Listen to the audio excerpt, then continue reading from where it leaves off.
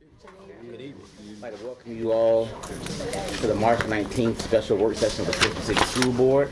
I now call this meeting to order. Ask you please stand now for a brief moment of silence, followed by the Pledge of Allegiance by Board Member Ms. Arnett and Swain.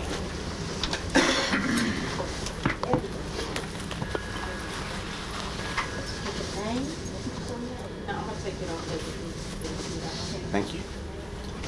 I pledge allegiance to the flag of the United States of America and to the republic for which it stands, one nation, under God, indivisible, with liberty and justice for all. Thank you so much.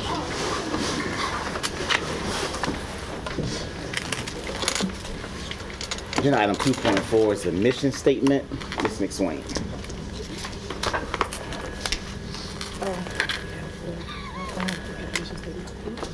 Okay. The mission of the Portsmouth Public School Division is to engage all students in learning that will foster academic excellence and responsible citizenship. Thank you so much. Agenda item 2.5 is the roll call attendance. Madam Clerk. Ms. Atkinson?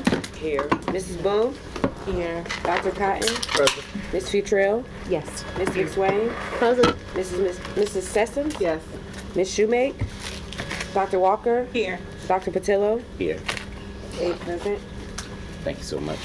Agenda item 2.6 is approval of the agenda for March 19th, 2026. I entertain a motion at this time. Move for approval. Second. Motion by Ms. Futrell, second by Ms. Boone. Is there any discussion? Seeing none, roll call, Madam Clerk. Ms. Atkinson? Yes. Ms. Boone? Yes. Dr. Cotton? Yes. Ms. Futrell? Yes. Ms. McSwain? Yes. Mrs. Sessoms? Yes. Dr. Walker? Yes. Dr. Patillo? Yes. The vote is unanimous. Thank you so much. Agenda item 3.1, I ask now Dr. Cotton will lead us into closed meeting.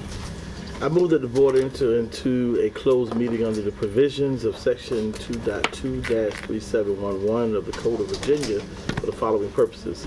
Consideration of a student disciplinary matter as permitted under subsection A.2. Consideration of request for religious exemption from school attendance as permitted under subsection A.2, and consideration of personnel matters, including the assignment, performance, and resignation of specific school employees as permitted under subsection A.1. Thank you. Have a motion. Second by Ms. Boone. Is there any discussion? Seeing none, roll call, Madam Clerk. Ms. Atkinson? Yes. Mrs. Boone? Yes. Dr. Cotton? Yes. Ms. Futrell? Yes. Ms. McSwain? Yes. Mrs. Sessoms? Yes. Dr. Walker? Yes. Dr. Patillo? Yes. Votes unanimous. Thank you so much. We're now into the closed meeting, and we will need the staff for church land.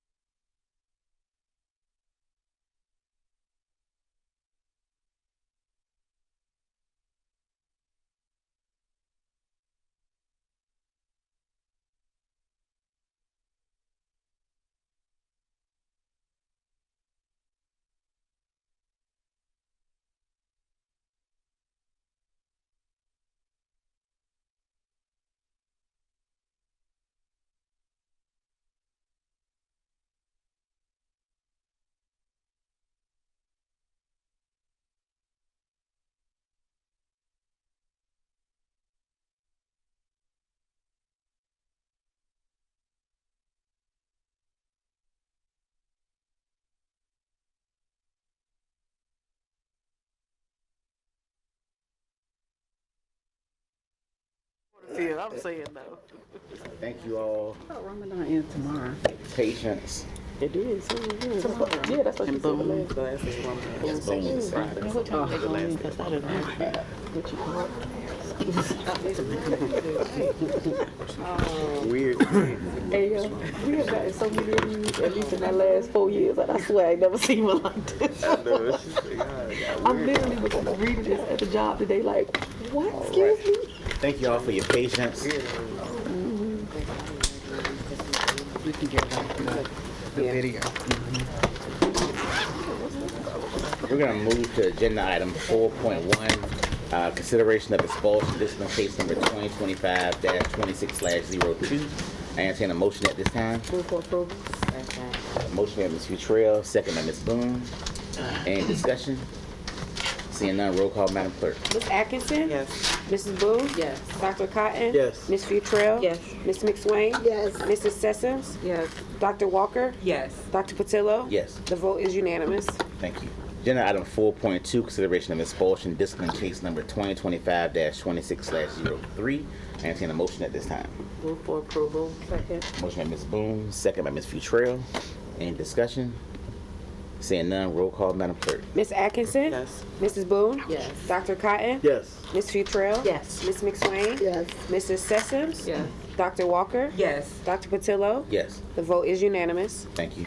Agenda item 4.3, consideration of religious exemption, case number 2025-26/07. I entertain a motion at this time. Move for approval. Second. Motion made by Ms. Sessoms and second by Ms. Boone, correct? Yes. All right. Any discussion? Seeing none, roll call, Madam Clerk. Ms. Atkinson? Yes. Mrs. Boone? Yes. Dr. Cotton? Yes. Ms. Futrell? Yes. Ms. McSwain? Mrs. Sessoms? Yes. Dr. Walker? Yes. Dr. Patillo? Yes. The vote is unanimous. Thank you. Agenda item 4.4 is agenda review for March 26, 2026.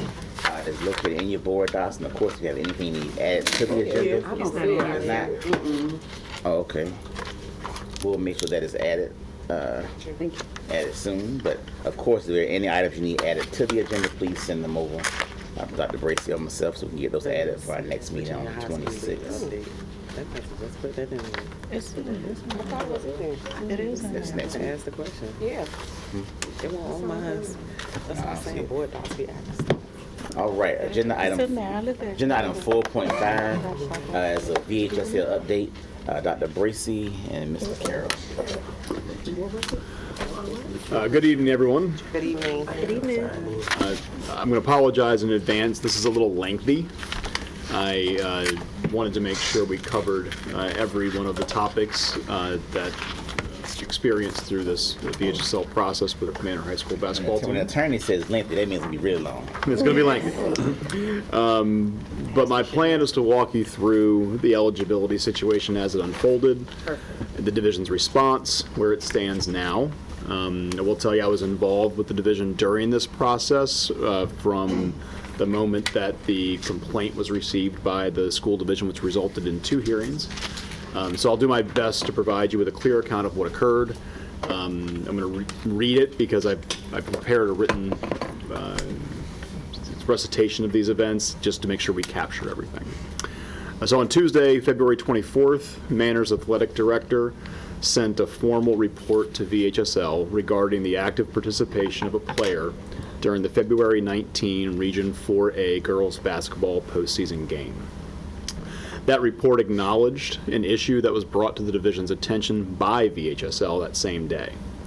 As a result, VHSL treated the game that was played as forfeited, and Manor was effectively removed from further playoff participation. 2 days later, on Thursday, February 26th, I received an email courtesy copy of an injunction complaint from an attorney representing the parents of the girls' basketball team. My immediate review of that complaint was that the school division was not a named party. It had not been served with proper process, and it was not at that point required by the rules of the Supreme Court of Virginia to file anything or appear at any hearing. It did appear, however, that our athletic director from Manor was named in the lawsuit personally, and not in his official capacity as a school employee. Importantly, the complaint It's important to note that the division didn't receive a notice of a hearing, which is the typical process you get when you're involved in litigation when a party is attempting to set a hearing. We didn't receive a notice for the Friday hearing the next day. The athletic director had not been subpoenaed for that Friday hearing, and I'll address that in just a moment. Indeed, no one in the school division knew about the Friday hearing until after it occurred. On Friday, February 27th, the situation moved very quickly. I had the complaint sent to the insurance carrier to put them on notice just in case. We obtained the relevant VHSL transfer rules and made sure the division was watching closely for any notice of hearing because emergency injunctions do develop quickly. That afternoon, VHSL provided a copy of the emergency injunction that was entered by the court earlier that day. Again, that's Friday, February 27th.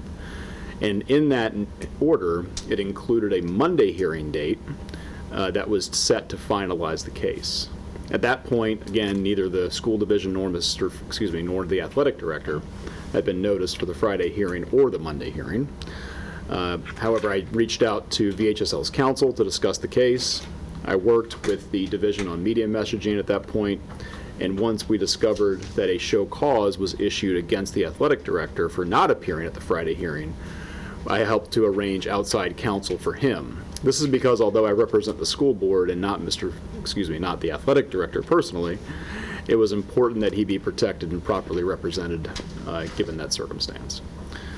Over the weekend, I worked to get the facts nailed down and to prepare for the Monday hearing. I spoke with the athletic director at length, obtained the transfer waiver documents that were really at the root of this issue, and the VHSL handbook materials, and participated in discussion with the relevant parties, which included VHSL and attorneys from other jurisdictions. The division's position was consistent throughout.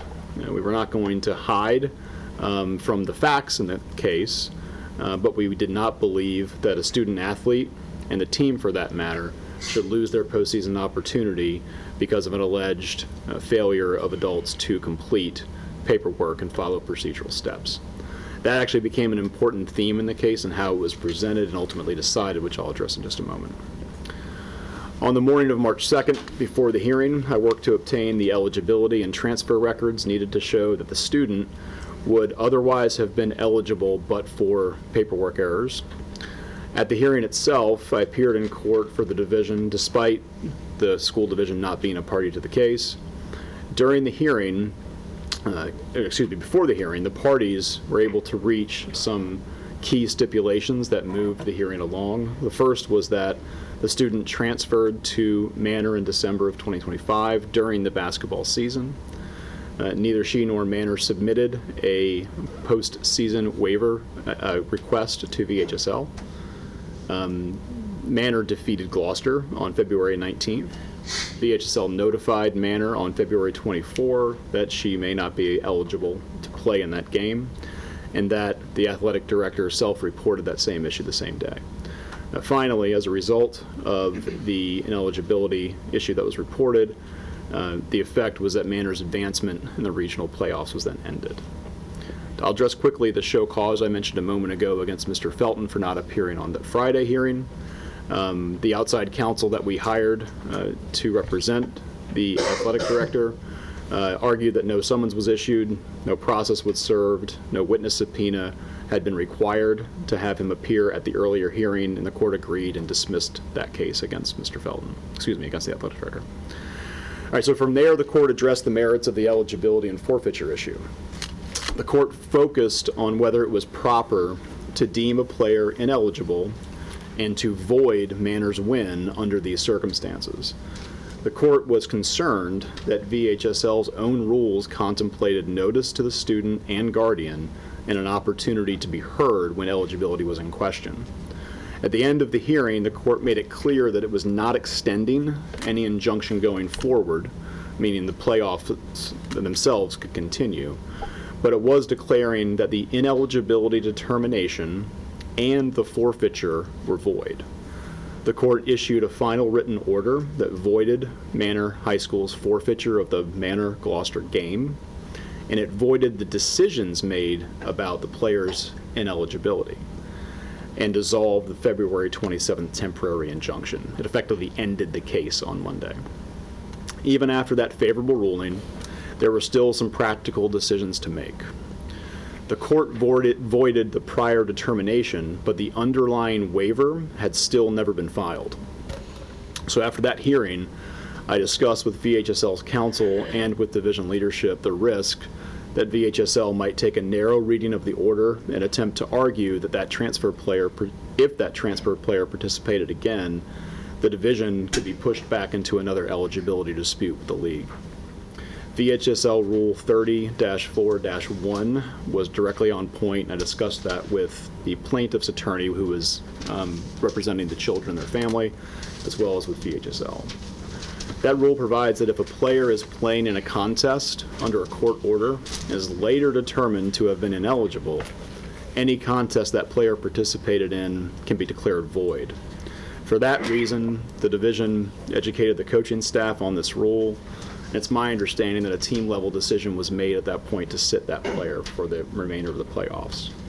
This advice was given not because anyone disagreed with the court ruling, quite the contrary. It was because VHSL was openly unhappy with the decision and with the school division itself, and we anticipated that they may take a strict reading of these rules.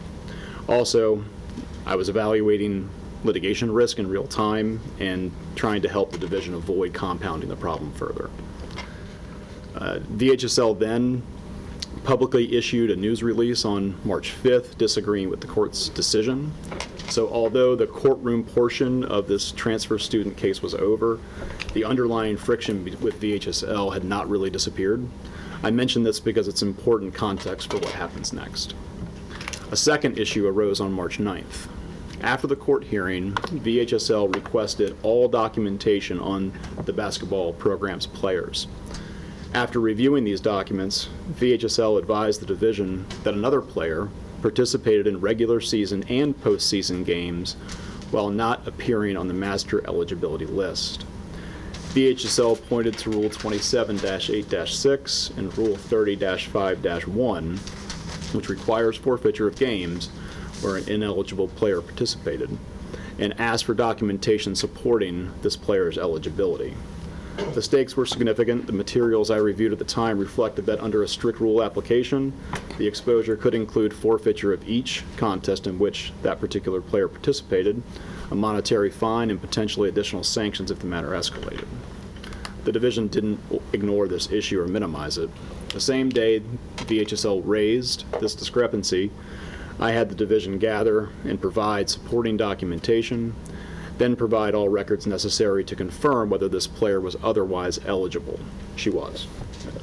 That evening, I prepared a memorandum for Dr. Bracey summarizing the issue, assessing the risks, and proposing a response strategy.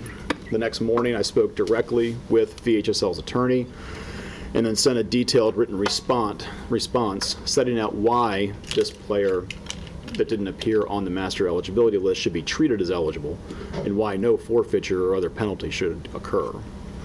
Our position was deliberate and grounded both in the facts and the court's recent ruling. This player was otherwise substantively eligible. The problem is that there was a failure on the adults involved to ensure she appeared on the master eligibility list before participation.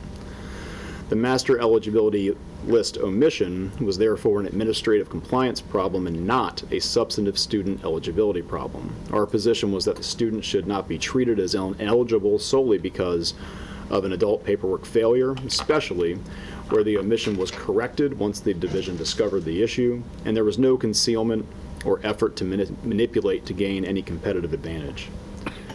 We also made the point that applying a forfeiture in this situation would recreate the same kind of outcome the court had just rejected in the transfer student case. And importantly, that approach was well received by VHSL. On March 13th, after my call with their counsel, VHSL agreed that the MEL discrepancy was a minor one, and we discussed a path forward. I provided draft language for the division to respond directly to VHSL, which was forwarded on March 16th. As of today, no further response has been received from VHSL. So while the issue was serious when it surfaced, the division handled it promptly and professionally, and we kept it from turning into a second public court matter or public controversy. This is an important part of the story, and I think the board should understand that piece. Stepping back, my assessment on the scenario is this. These matters arose from administrative failures, not from academic fraud, not from misconduct by the student athletes, and not from any effort by the division to conceal what happened. In the first matter, the division self-reported, responded quickly, and navigated emergency litigation that it did not file and in which it was not a party. In the second matter, the division identified the risk, assembled the facts, engaged VHSL directly through counsel, and appears to have resolved or at least materially de-escalated the issue without additional public fallout. The lesson going forward is pretty direct. We need tighter internal controls around VHSL's eligibility procedures, including the waiver process and mail verification, because these were administrative breakdowns with significant consequences. We have asked, and this goes to Ms. Futrell's question a few moments ago, but we have asked for VHSL's additional support in an effort to train athletic directors and principals on rules, and in particular, the new rules on eligibility that were effective on July 1st of 2025. I'll ask Dr. Bracey. He's got a few comments he would like to make, and I certainly look forward to any of your questions. I know that was quite a lot, but I'm happy to answer them at the appropriate time. Thanks, Mr. Curl, for that detailed breakdown. We wanted to go over this tonight as we continue to receive questions, as I'm sure you all have as board members, about Manor's team's journey this year. You know, I've had people talk about, you know, the division leadership, specifically to say that at the championship game that, you know, I didn't look as though I was happy to be there. But I guess if anybody knows my demeanor, you know, I don't get excited very easy anyway. And plus the game was so tight, intense. You know, I didn't have a reason to.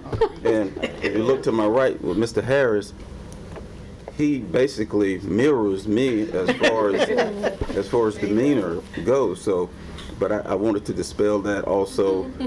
They've talked about that some board members were saying that I wasn't supportive, and I quickly said that's not true.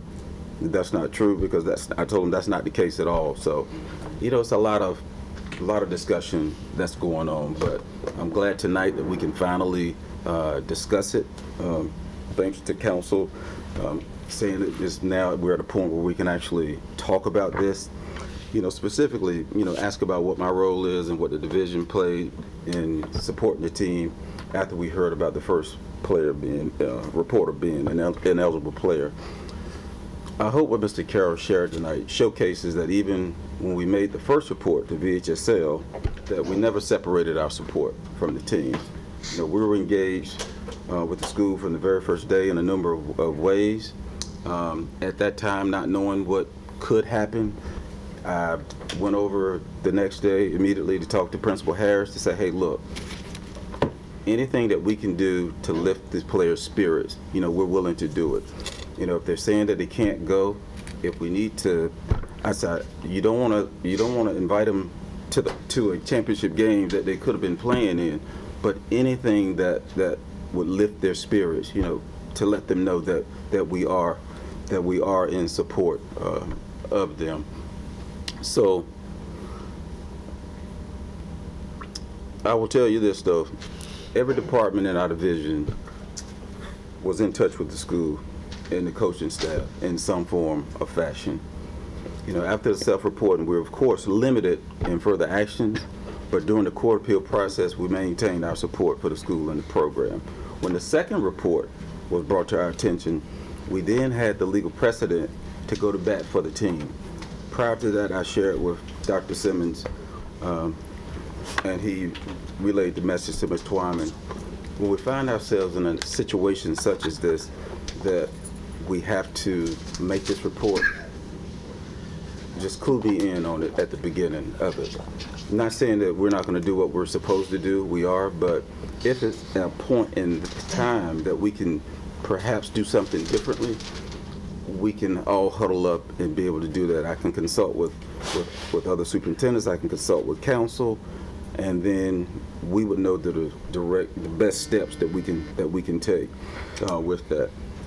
But also, we didn't talk about the second incident that took place that could have been just as large as the other, because Mr. Carroll told us to just keep that tight for now, because let's see how it plays out.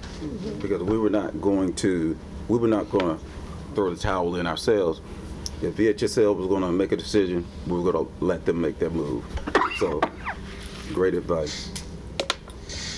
And I can't say this enough that how proud I am of the persistence and of the teamwork of that team to be able to go through so many challenges that they've been through in the postseason for the outcome, that they had.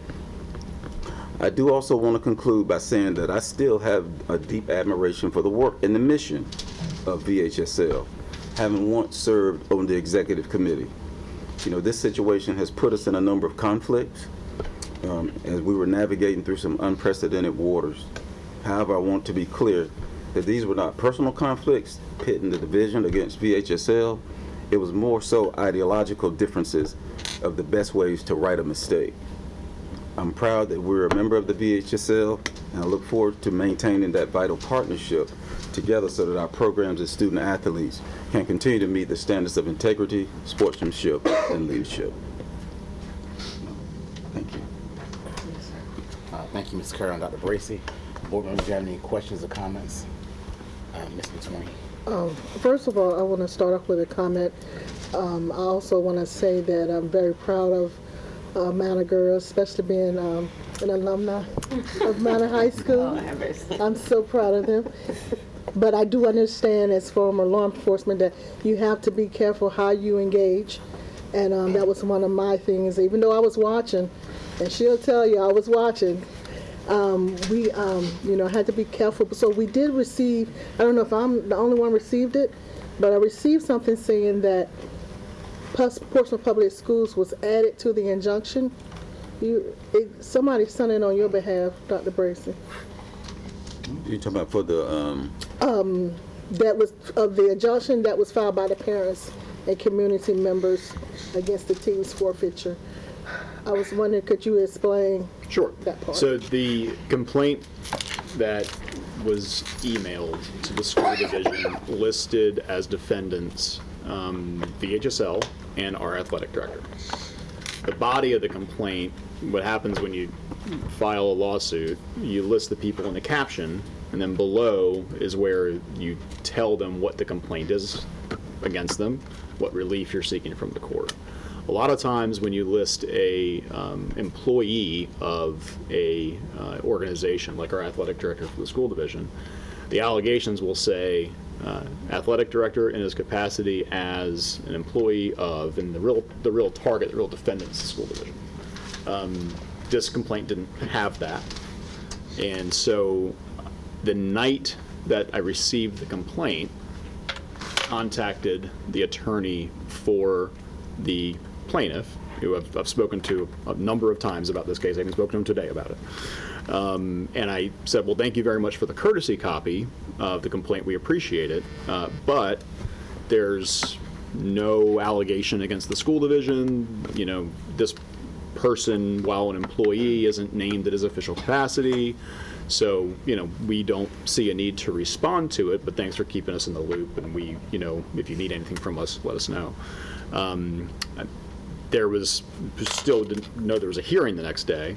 And the next morning, I think around 9:30, a copy of the complaint was brought to the school division with Portsmouth Public Schools handwritten on the front page and left at the division office. Mr. Falk received it. None of the allegations were changed, and so it really was, it wasn't ever added. So when I went to the hearing on Monday, March 2nd, I got with the clerk before the hearing to check and see if there were any amendments made to the complaint, any changes to the original file, and there weren't. And then when the judge came out and went around the table for, you know, who's here for who, what parties are here, there were a couple of additional parties that weren't part of the case. Portsmouth Public Schools, and then the Williamsburg, James City County attorney was present. We weren't added to the complaint. We didn't seek to intervene. There's processes through the court rules that you can force yourself into a lawsuit. You can ask to be taken out of a lawsuit. You can be added separately. None of that was done. So no, Portsmouth Public Schools was never added to the injunction. Thank you. Sorry if that was a longer explanation than you wanted. Ms. Futura, was your hand up? It was. Yes, sir. Thank you. Yeah, and I definitely echo how proud we are of the girls. The question that I have, just so it can be made plain, and I'm sure it's been said, but after seeing what the girls' lawyers were able to do for them, was there not a way, because I've been asked this multiple times, that we could have done that first and it not have gotten so far? Or was it because, like you mentioned, that it comes to you first, that it didn't, because it didn't come to you, there wasn't a chance to do that? You want me to Either try? one, I'm just... Yeah, I mean, yeah, you go ahead. I think I can try to answer the question. I think that what Dr. Bracy said is important going forward if we're ever run into something like that again, because maybe we would have different options available to us. I think on this particular one, Portsmouth didn't forfeit the game. I mean, the communication from the athletic director to VHSL was, we have an ineligible player that played, and it was a notice that went out to VHSL and others as a result of that report that was brought to the school division's attention. But nowhere in that communication did the athletic director say, and so we forfeit, and therefore we forfeit, and because of this we forfeit. The result of it ended up being a forfeiture, but that was the result imposed by VHSL. So I guess to answer your question, we might handle it differently if it was to come up again. It's like we handled the second issue differently. But throughout the court process, we were definitely working on behalf of the basketball team. Right.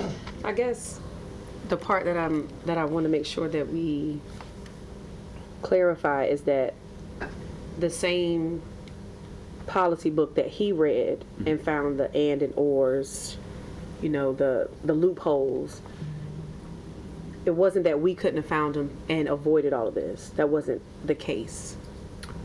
I don't think that was the case. Okay. I think under the circumstance, the way the case was decided was on fairness. I think a strict reading of the rule, when you have a transfer player, I've got it pulled up right in front of me right now, when you have a transfer player that transfers in season, they need a waiver to participate in postseason play, according to the VHSL rule. But the big but behind that isn't about the transfer eligibility rule. It was about the due process afforded the student, because the student didn't know. The student didn't have an opportunity to seek to be eligible. And so the court, when she issued her decision, was very concerned about the lack of process, the lack of notice that the student and the guardian received. And so when you have a court looking at something from a standpoint of fairness, she wasn't about to penalize the child, the team, because of something that was outside of their control. And I think that's why the decision was made the way it was made. Gotcha. Not because of wordsmithing on the rules. And that's where I'm going. Yes, yeah. ma'am. So it wasn't the fact that it was or she could have done this or. Correct. I mean, sitting in the hearing, participating in the process, it was definitely an equity argument and not a or out of place in the rules. Gotcha. Thank you very So I think much. a strict reading of the rules is difficult to overcome. Okay. Thank you. Thank you, Chair. Thank you, Adam, for providing that update. Before I ask my questions, I just want to piggyback on what Board Member Futrell just said, in that in other cases, the school board attorney represented their players. So I guess your answer was we could have represented the players and filed an injunction from the division standpoint. Not the players. I could have represented the employee theoretically. So so you could have filed an injunction for the employee and not for the players? Is that what you was asking? Like, we could have filed? We could have represented, we couldn't have represented the kids. Because I know in the past, like, 2 cases, one of them was, I think, John Marshall. Their attorney, their school board attorney represented the team. So I wonder if that's what she was asking. If not, that's what I'm asking. Oh, I'm sorry. Okay, I didn't realize you were asking. Maybe you weren't asking that, but I had that question. Were you asking that? Okay. Yeah, I mean, theoretically, if the school board, if we went into a closed session and we talked about litigation and there was a claim that the board wanted to bring, then yeah, I could represent the division, which part of the division is a team. Gotcha. I wouldn't be able to represent the children individually, Right. but I would be able to represent the school division as a. Yes, ma'am. So based on instruction, we could have said, hey, can we file the injunction? Yeah, we could have had a special meeting and gone in and talked about it and determined whether that was the appropriate strategy. Yeah, I mean, yes, that process can happen. Well, what the result and the advice in that process would have been, that's something for closed session probably, but. Gotcha. So a special meeting and saying, hey, we need to do this like ASAP. Yeah, like I'm not gonna be in a position, I can defend the school division if there's suits brought against it, without coming to the board and saying, do you want me to defend this? I mean, I think I have to put in place a process to defend the school division if it's a target of a complaint. But taking offensive action is a different thing. I need your direct permission to do that. And I guess my question is, we can see that several balls were dropped, but to me, a lot of this could have been avoided by asking so the court documents doesn't say about a self-report. What the court documents say is what came first is that Virginia High School League sent an email that there was anonymous tip that was sent from a prior division on the peninsula. So we received an email from Virginia High School League that there was an anonymous tip that there was an ineligible player. And then from there, we self-reported. So my question is, when we received that anonymous tip, we could have did our due diligence and did our research, and this all could have been avoided because based on the research and the court documents, this player was never ineligible because they came from a non-member school. And per Virginia High School League policy, if you transfer from a non-member school, then you're deemed eligible. So I guess I'm wondering, where was the research? Why wasn't any research and questions asked to the player, to the parent, that could have avoided all of this?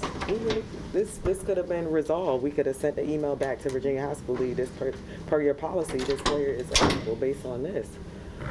So I'm just wondering, why did we jump the gun versus doing the research and looking at a policy? Yeah, I can't answer that question.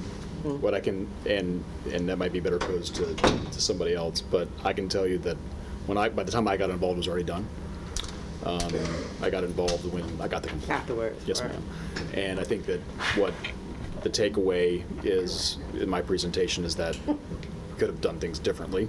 Right. And I think Dr. Bracy acknowledged that, and has given the instruction that in the future, if something like this comes up, make sure he's involved first. Yeah. And I guess too, it was a lot of directives given, like, hey, these coaches can't sit on the bench, these coaches can't be on the bus. And the entire season, they've been on the bench, they've been on the bus, but then, not saying it's related, but after all this controversy came out, certain coaches were saying, hey, you can't ride the bus, you can't sit on the bench, you can't be around the players. So I'm like, a lot of this stuff should have been addressed like in the beginning of the season. I feel like I guess we went through a compliance check after all this came out. We did. To our knowledge, all of those coaches had already been screened. The volunteer coaches had gone through the process through human resources.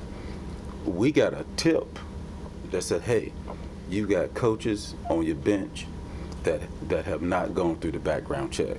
So immediately, I asked HR to get with athletics, with Ms. Twyman, to make sure that all of these coaches that are on the bench are cleared, because what I don't want someone to come back and use that against us. So I think it ended up maybe one of them didn't have everything in place that was removed, and I think it happened over a weekend, so it was a game that was missed that Saturday.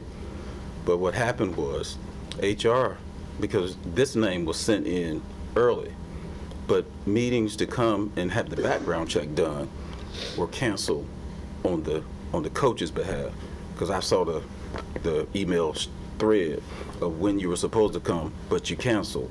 So that wasn't on us, that was on them, because they didn't come to complete. But when this happened, they did come.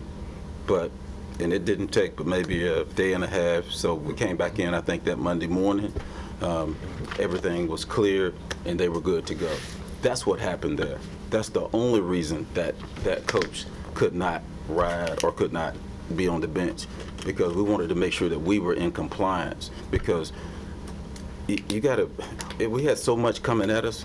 So with this happening, look, we got to make sure that we're clean going forward with all of this. We don't need anyone to come back and say that you knew you had somebody that was volunteering that hasn't gone through your process. So yeah, you could say Ms. Atkinson, at some point, yeah, we did do a compliance to make sure that we were good, because we thought we were, but then we found out that we weren't, but we were able to clear that up, and I'm glad it didn't take long for all of that to come through.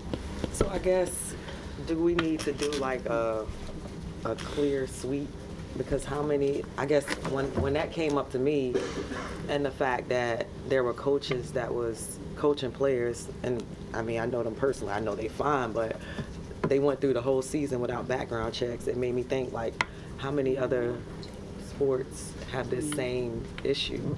So did we do like a clean sweep of checking to make sure all coaching staff have compliance? We don't have any issues. So I'm wondering, like, did we do like a full compliance check? After the fact? Yes. That's in the process now. Yes, ma'am. Okay. Now, let me say this, and I think I mentioned this in the information that I sent you. During the course of the season with Manor's girls, the number of coaches started increasing. But, I mean, we wouldn't know who's been cleared or not.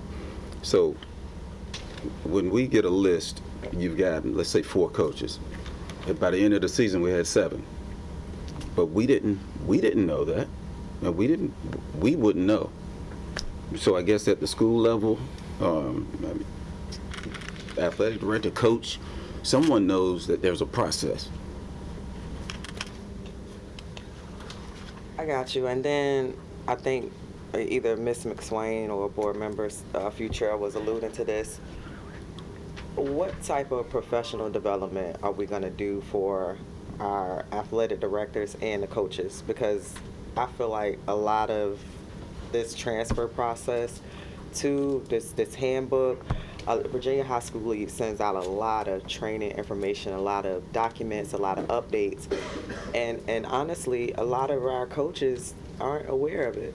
So I think we need to do like a full training to where the ADs go over this information with the coaches. So, you know, I just hope that we're not in this situation again. But I think one of the board members was alluding to like what type of training is happening after this. Right. Well, Ms. Twyman can tell us what kind of training is done at the beginning of the season, what's provided to the coaches. I know you sit down you have regular meetings with your athletic directors on different aspects of what needs to be occurring. Is that? Yes, that is correct. So we, as Mr. Carroll mentioned, we have reached out to the Virginia High School League and asked them could they come in and do some personal training for the athletic directors in Portsmouth. So that's one of the things we're doing. We're also meeting with the athletic directors and the principals monthly. Myself and Dr. Gibson meet with them. So we just had our first meeting this month and went over eligibility, what that looks like. We put in some new checks and balances with that, requiring coaches to sign off on their eligibility, principals to also sign off on it as well. We have a process in place where we always had this in place, but any student that transfers in has to be reviewed by the district committee. So that's something that the Eastern District does for all transfers. So we want to make sure that every transfer that we have is reviewed, no matter what type of transfer it is. Who does our district committee consist of? So I want to say it's Tommy Smeagol. He is, okay, you know who he is. All right, the principal at Granby, I believe. Norfolk. He's And I think Ms. Sanders is on there, and there's one other principal from Norfolk. So it's 3 people that make up the district committee. Gotcha.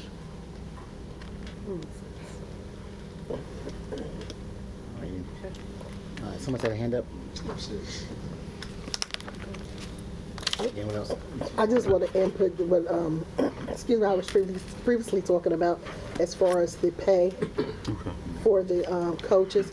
I would like to look at that, and I will ask my colleagues, to consider us taking a look at that, what they're getting paid. That way, all the in and outs, hopefully we can get a handle on that.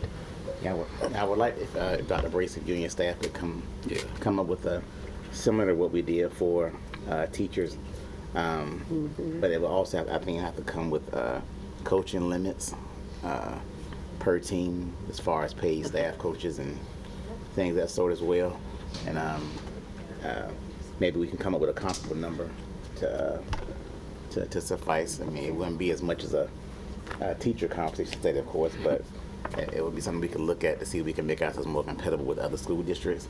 But I'm going to put a caveat in that to say that I want to make sure that our entire staff first is also looked at, not just the upper level as far as not just teachers, but administrators and specialists and everybody else that are on different different pay scales, not teacher pay scales. I don't think we ever got that part right, and I want to make sure we get that part right. So while we're looking at coaches as well, I need to make sure we get the entire staff where they should be as far as pay. I hope that the rest of the board agrees with that we shouldn't have part of our staff Correct. on the right pay scale. So I know we was already working on that, so okay, I just want to make sure I was clear with that. Yeah, we definitely need to do that and get our coaching staff up to par as well. And I just want to say, as some form of transparency before we leave this subject, is that I made the board aware that I've been very quiet in reference to the VHSL issue, mainly because the former athletic director is my family, is my cousin, and so it will be more personal with me than it would be school related. And just to be transparent, when it comes to my family, I don't care nothing about my school board seat or anything else. They're my family first.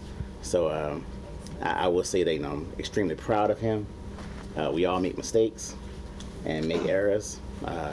His mistake was put on social media and in the news. Most of ours are kept to ourselves and we keep our jobs. So I want to make that clear, but I'm extremely proud of him. Before he was athletic director, he was a science teacher at Wilson High School with stellar scores. That's right. He was a volunteer with Jason Learning, taking our kids on Argonaut trips. EVMS. Dedicated employee at Starbase. summer camp. Worked with EVMS summer camp for our students, and then he became athletic director. So I just want to say I haven't even called him during this whole process to keep my integrity intact, and that's been killing me. So I will call him now.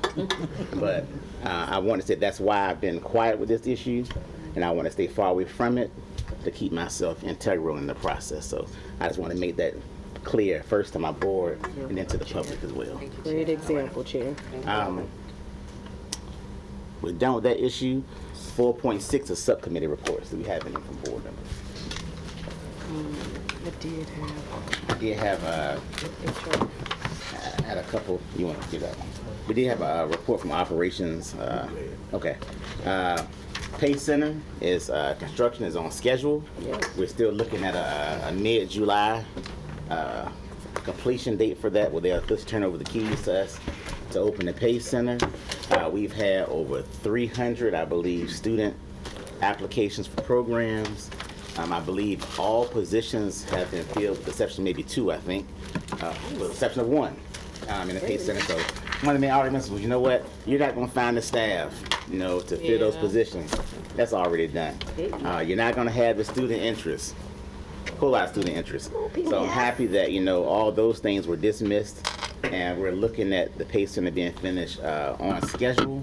And they are scheduled to have their next interdepartmental meeting where the staff and the construction crew, they all come together and meet. That's on April the 2nd.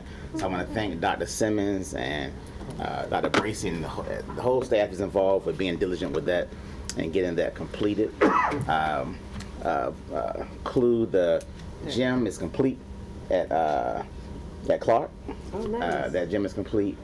We're still having ongoing discussions about the K-8 school facility between the city, Whooper, and the school division. The new window coverings is going to be next at Brighton Elementary School. The new gym floor has been installed at Douglas Park Elementary School. We're now in the pre-bid process for the replacement of the Churchland Academy roof, and that's scheduled for March the 19th, which is the date. Renovations for the bathrooms at Craddock Middle and Waters Middle are scheduled to begin at the close of the school year. So those renovations, which are badly needed, will begin at the close of the school year. Churchland High is scheduled to be painted and pressure washed in the summer as a summer project as well. Renovation of the Manor High School track is scheduled to begin in spring 2026, which is very soon. Repairs of Churchland High School track are scheduled to begin on tomorrow. And the EVOLVE training, which we've been talking about, is scheduled for SSOs and select staff members from each school tomorrow at SH Clark Academy, 2 sessions from 9 to 11 and 11:30 to 1:30. And if any board members would like to attend, you're welcome to attend those as well on tomorrow.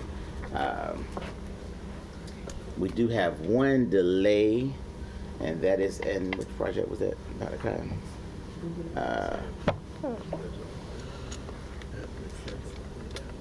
Right, the academy is going to be rescheduled. Okay, yeah, we got that already. All right, I think that's all for my auxiliary report. Can I ask you an auxiliary question? What's the timeline on Norcom completion of everything? That's what's also delayed. Norcom, the project has been delayed. Dr. Simmons, we have a roundabout. No, that project has been delayed. It's at the city level in terms of some bidding, in terms of contractors, so it's supposed to close at the end of this month. So we'll know more about that project by the end of the month, but they've had some delay in the bidding. Gotcha. So are they going to be able to have homecoming on site, or is it still projected for it to be off site? We're projecting it still hopefully to be off-site because we hope to get the project started hopefully this summer still, so next fall it will be certainly shut down and hopefully they'll be start working on it. So we're planning hopefully for it to be off-site. Gotcha. Thank you. Oh, I'm sorry. Are we on the next committee, or was this a question Sure. for Yeah, you? anybody have more questions about auxiliary operations at all? Okay, so for our HR committee, right now we have some early teacher commitments. So to date, they have 14 teachers that have made early commitments to join PPS for our upcoming school year. We actually held an early commitment job fair yesterday from 4 to 7, and they had 55 candidates that pre-registered. Ms. Futrell, before you finish that, Yes.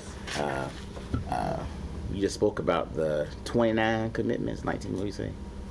We have 14 so far. Did it change? But yesterday, they had a great day. Come If you on. wanna- Yeah, so Give it to me. had, and Mr. Ross, correct me if I'm wrong. All right, so we had 55 that were registered, 88 applicants total, so we had 33 walk-ins. Nice. And I believe Ms. Jackson, then she told me they offered 29 early commits. It's fantastic. And those are 29 from other school divisions. Plus this 14. In-house. Yeah, outside. Right. Doing good. So, Let's and go. I think Dr. Bracey told me, he said, welcome to the highest paid school division. Hello. That's the tactic. That's our line right there. That's a line. That's it. Yes. I'm sorry. Coming in. I No, was getting interrupt that. Yeah, coming in. I love it. So I know for university partnership, down that pipeline, we're looking to convert 15 out of the 25 university instructor employees into permanent PPS teachers in the upcoming school year. For recruitment and marketing, we have the transit advertisement campaign. So HRT, be on the lookout for us there. the one that I'm very excited about is the employee wellness and engagement.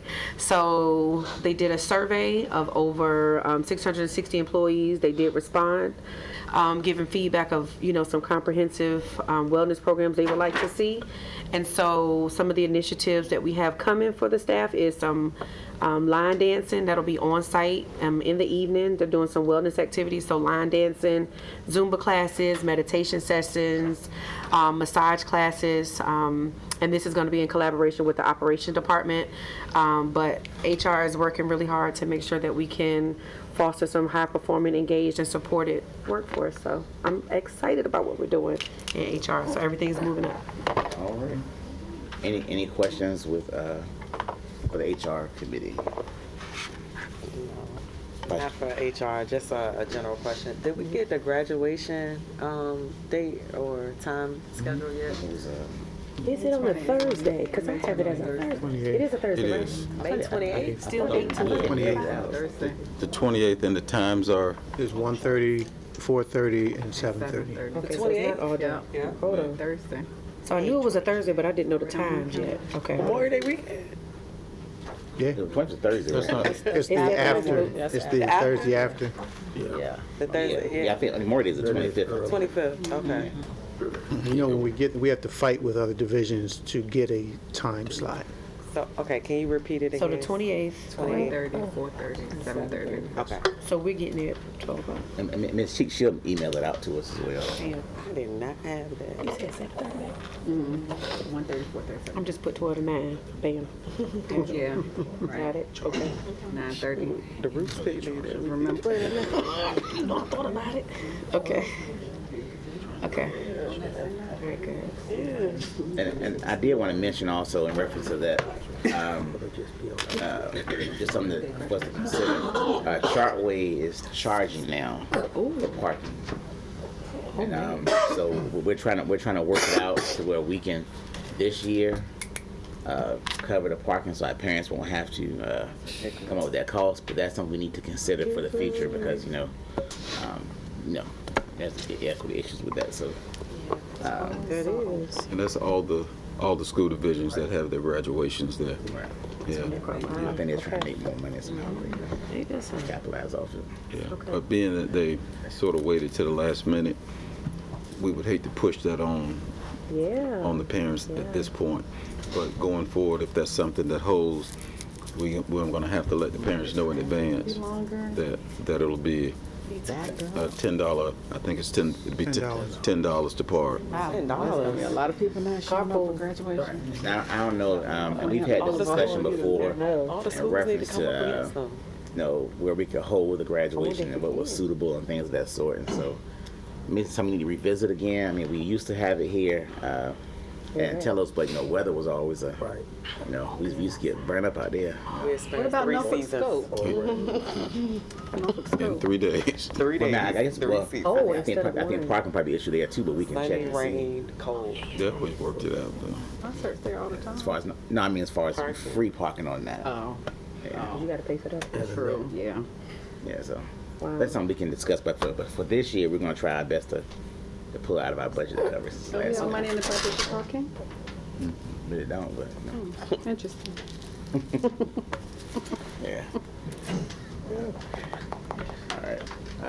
Good question. So we would have to pay for all 3 graduations, different parking, or does it cover Each graduation. each Oh, graduation? that's ridiculous. Oh, God. We should put But once you park. we're there and we park, we're good. Okay. I mean, this week only like 10 people. Love you driving us this year. We'll have passes, Yeah. to come and go as you see fit. But the total cost was about $21,000. Per graduation. And I would, No, total. Just for I would parking. just say too, for me, It's just for parking for 3 schools. the passes are good for me for this year. But if parents ever have to pay, now I wouldn't want a free pass. I don't think any of us should take a free pass if our parents have to pay. So. that's Oh, we just can give how I away look our at free that. pass. But that's just my opinion. Kind of good. Okay. Any other reports at all? Can I just ask a question? Yes, not ma'am. report related? Is that Yeah, okay? go ahead. You know how we have teacher appreciation, social worker appreciation, and all of that. Do we have anything for like our safety officers? Our security? Is there a week or a day allotted for I think that? they're part of operations, right? I think each department has their own? Yeah, security has a day, crossing guards have a day. Custodians have a day, so it's a They day. do. Okay, so that's what I was gonna ask next about custodial workers as well. Is that something we have or can get, or can you email it? Do you have it? Whereas, Okay. Resolution, okay. yeah, like can we do Get it all out of the that? way. I'm looking, I'm wondering. Come on, give me a whereas. I wonder. Well, I know when we do transportation, that includes crossing guards when we do that. Because I've never heard that mentioned. We haven't did nothing for the SROs though. No, we haven't. No, But I would like specifically, because they're the ones, especially, they take a lot of heat. So if we can Yeah. publicly say they're doing something wrong or need more, we can publicly say thank you for what they're doing. Love Sir definitely Chair, would love that. Yes, I would because, Let me move over. like my cousin would say, to piggyback on that. I was at Lakeview. And it was a young security officer at the desk. It was when we went to read. So I didn't get his name, but I meant to get his name. But he's so young. And I know, that's what I'm like. let me say, We getting somewhere. Where we going? no. Because I want you. So everybody I go to want y'all Lakeview, to okay. identify him for me. He spoke to you. I was standing at the desk. I said he won't let me through because I didn't have my name tag. That's right, sir. And so when I thought about it, I told him, I said, you better be glad you didn't let me through. I said, because my next call would have been to Dr. Bracey. And I just felt, because y'all know I'm going to tell. And so I was so proud of him That's my girl. for not letting me through because I would have had to tell on him. You know what I'm saying? And I think really he deserves something. Because he said, I said, you're supposed to know who I am. He said, I know who you are, Miss Swain, but you're going to have to give me your ID. Hello, sir. That's right. So I was so proud of him. I love to hear that. Yes, doing his job. They be on Young. it. Yeah, he was young. I'm going to find out who he is. Let me go to Lakeview tomorrow. He'll get a visit, Miss Swain, tomorrow. He'll get a visit. Can I get a visit? I'm gonna visit him tomorrow. Okay. It's the young one, Dr. The young one, okay.